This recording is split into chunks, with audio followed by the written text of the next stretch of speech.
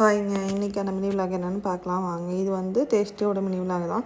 காலைல எப்பயும் போல் 4 மணிக்கு எழுந்திரிச்சு குளிச்சு ரெடி ஆகிட்டு சாமி கூட வந்தாச்சு. இன்றைக்கி பார்த்தீங்கன்னா நான் தைப்பூச விரதம் இருக்க ஆரம்பித்து டே 9 ப்ளஸ் கிருத்திகையும் கூட. அதனால் காலையில் எழுந்திரிச்சு சாமியெல்லாம் கும்பிட்டு முடிச்சுட்டு தீபாவளியெல்லாம் காமிச்சிட்டு ஒரு காப்பி போட்டு குடிக்கலாம், காப்பி குடிச்சிட்டு டே ஆரம்பிக்கலான்ட்டு ஆரம்பித்தாச்சு. எனக்கு பார்த்தீங்கன்னா ஃபஸ்ட்டு ஒரு காப்பியோடு தான் என்னோடய டே போகும்.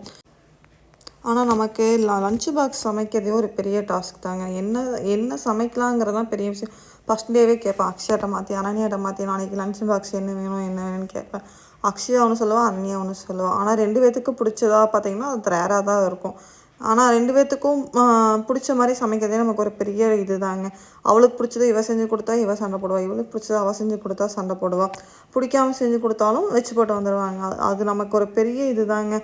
நம்ம ஹஸ்பண்டுக்கு பார்த்து பார்த்து சமைக்கிறதோட நம்ம பிள்ளைங்களுக்கு நம்ம பார்த்து பார்த்து சமைக்கிறோம் பார்த்தீங்களா, அதுதாங்க பெரிய டாஸ்க்கே நமக்கு.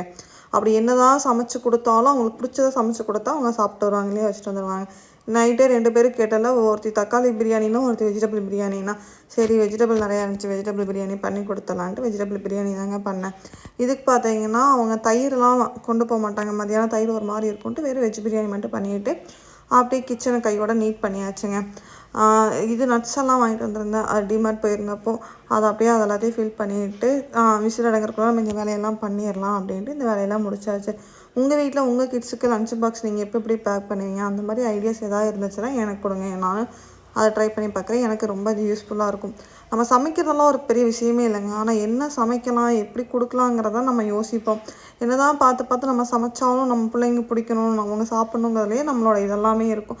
நமக்கு பிடிச்சது செஞ்சு சாப்பிட்டாலும் நம்ம யோசிக்கிறதே இல்லை, அவங்களுக்கு என்ன பிடிக்கும், அவங்களுக்கு எப்படி சமைச்சு கொடுக்கலான்னா நம்ம லைஃப் போகுது.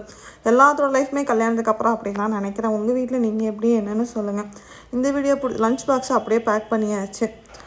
காலைல சாப்பிட்றக்கும் அதே போதும், தோசை வேண்டாம் அப்படின்ட்டாங்க. சரின்ட்டு அதையே கொடுத்துட்டு ஸ்நாக்ஸுக்கு பார்த்திங்கன்னா கொய்யாக்காய் டேட்ஸ் கொடுத்துருந்தேன்.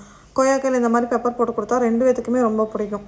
அதனால் லன்ச் பேக் பண்ணிவிட்டு இன்றைக்கி டேஸ்ட்டேங்கிறனால அப்படியே சாய்பாபா கோயிலும் போயிட்டு வந்துடலாம் அப்படின்ட்டு இவங்களை கொண்டு போய் நானே ஸ்கூலில் ட்ராப் பண்ணிவிட்டு அப்படியே சாய்பாபா கோயில் போயிட்டு வந்துட்டேன்.